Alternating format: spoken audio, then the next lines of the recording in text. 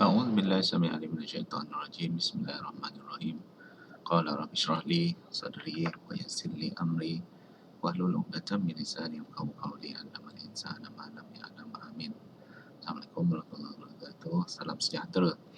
InsyaAllah hari ini kita akan kongsi tentang data kuantitatif. Tetapi sebelum itu, sebagai pengenalannya, mari kita lihatlah apa yang dikatakan data dalam kehidupan seharian kita.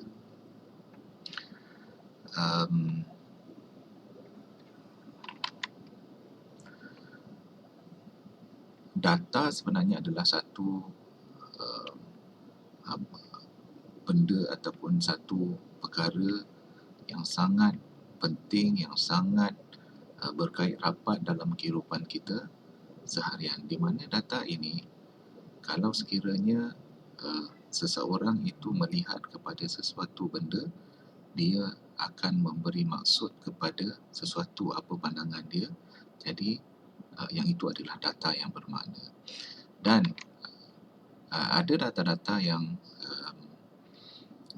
dilihat sebagai satu data tetapi tidak boleh ditafsirkan. Kita katakan itu adalah sebagai satu data yang tidak memberi makna kepada satu pihak ataupun individu. Baiklah, seterusnya kalau kita lihat betapa sebenarnya data itu dia menjadi satu perkara yang penting dalam kehidupan kita, sehingga kan kalau kita perhatikan dalam perubahan penggunaan teknologi, dalam perubahan arus komunikasi kita, dalam perubahan terciptanya teknologi dan sebagainya, kesemuanya adalah disebabkan oleh data. Kalau kita pernah mendengar tentang multimedia super koridor, kita dengar tentang istilah-istilah yang digunakan yang berkaitan dengan data itu seperti information overload, overlapping data, knowledge worker. Ini istilah-istilah yang dahulu saya ingat pada sekitar tahun 2000,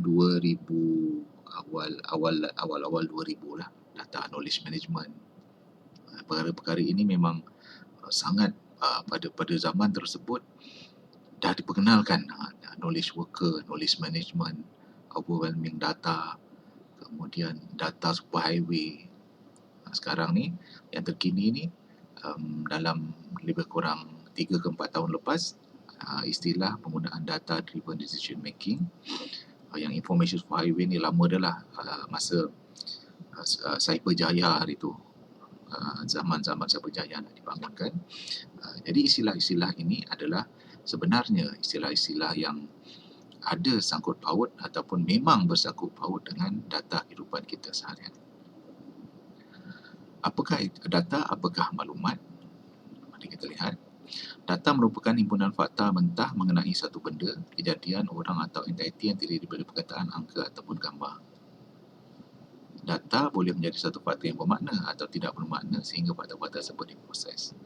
Jadi kalau kita lihat kerusi, dekat IBA ada kerusi, ada meja.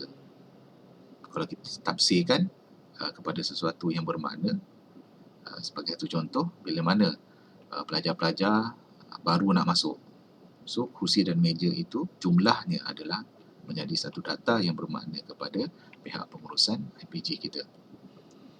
Kalau sekiranya just benda itu sebagai satu kerusi dan meja bagi orang yang tidak mentafsirkan perkara itu kepada sesuatu yang bermakna, jadi dia hanya contohnya cleaner lah kita katakan, ataupun kakak-kakak ataupun makcik-makcik pembersih lah, pembersihan.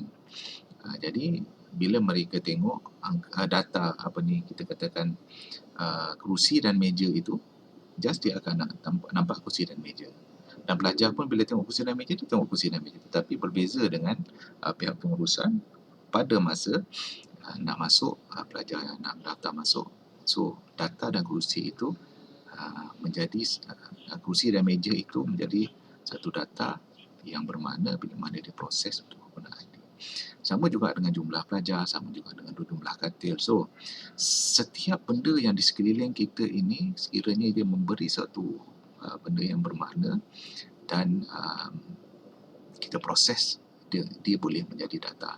Jadi ini berkaitlah dengan kita katakan kajian-kajian yang dilakukan pun semuanya berkaitan dengan data, di mana data ini kita akan proses secara saintifik untuk memperolehi satu makna daripada data tersebut yang kita ingini. So, apa dia maklumat? Maklumat adalah hasil daripada pengumpulan, proses dan analisis data. So, apabila data itu dah ada, kita analisis, kemudian kita proses untuk membuat keputusan, barulah keputusan itu menjadi satu maklumat. Maklumat yang sangat bermakna untuk mudah kita faham dan boleh kita ambil tindakan terhadap suatu. Contohnya, pada kerusi dan meja, andai kata kalau kerusi dan meja itu tidak cukup, so dia memberi sesuatu saluran maklumat yang bermakna kepada pihak pengurusan kita supaya dia membeli ataupun menambah kerusi tersebut. So, data itu pada asalnya adalah data yang mentah, diproses, so dia memberi satu maklumat yang bermakna. Jadi, berbalik-balik kepada kajian yang dilakukan, yang bakal dilakukan, jadi pelajar-pelajar semua, bila kita melakukan kajian, kita akan berhadapan dengan data-data, kita akan berhadapan dengan cara siri. Bila kita katakan penyelidikan ataupun kajian, kita punya cara sistematik, kita nak himpunkan maklumat, kita nak himpunkan data itu, kemudian kita proses secara sistematik untuk kita memperolehi sesuatu yang bermakna, yang boleh kita simpulkan, yang boleh kita kongsi, yang boleh kita dapatkan sesuatu ilmu ataupun sesuatu maklumat lah kita katakan secara terusnya daripada data yang kita dapat itu. Jadi hasil daripada maklumat tersebut yang berasas daripada data itu, dia akan jadi satu informasi. Jadi keluarlah apa yang dikatakan information is power, di mana sesiapa yang mempunyai banyak data yang bermakna, dia ada power. Jadi kalau kita lihat pada sesiapa yang mempunyai ilmu yang tinggi, dia akan mempunyai satu kita katakan kalau dalam Islam tu pun, siapa yang mempunyai ilmu yang tinggi, dia akan dihormati oleh masyarakat. Jadi sebenarnya data, maklumat adalah perkara yang sangat penting dalam kehidupan kita, bagi mereka yang menghargai, bagi mereka yang mencari, bagi yang mereka boleh mentafsirkan maklumat itu sebagai sesuatu yang bermakna. Jadi dia akan menjadi satu ilmu yang ada di dalam diri dia yang boleh dimanfaatkan. Sama juga dengan data sekeliling kita.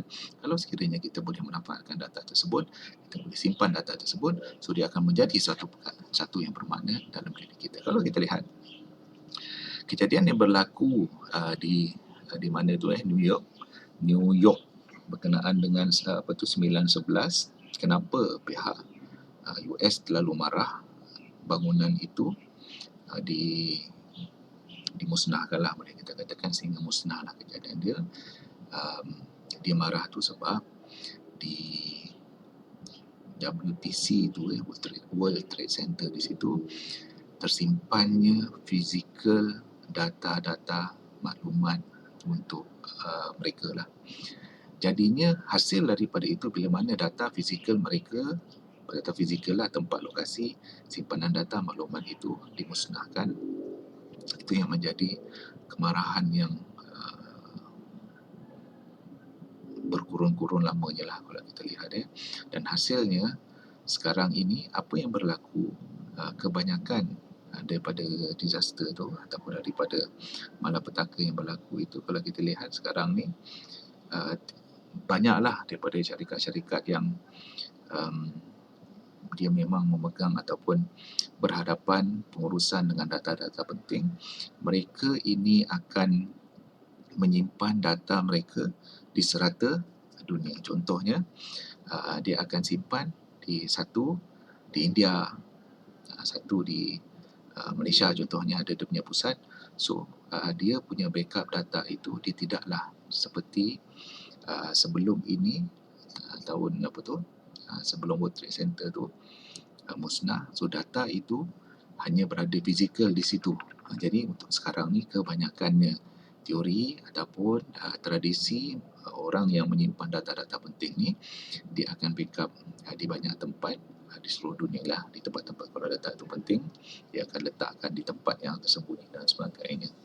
Jadi boleh kita nak katakan bahawa betapa pentingnya data itu, dan orang boleh mempergunakan data itu untuk kepentingan dia, dan secara kesimpulannya data itu ada dalam kehidupan kita seharian dan kita tidak boleh lari daripada data-data yang ada. So insyaAllah seterusnya daripada data-data itu kita ada dua jenis, iaitu data kualitatif dan data kuantitatif yang akan kita sambung sebentar lagi nanti. Terima kasih. Assalamualaikum warahmatullahi wabarakatuh.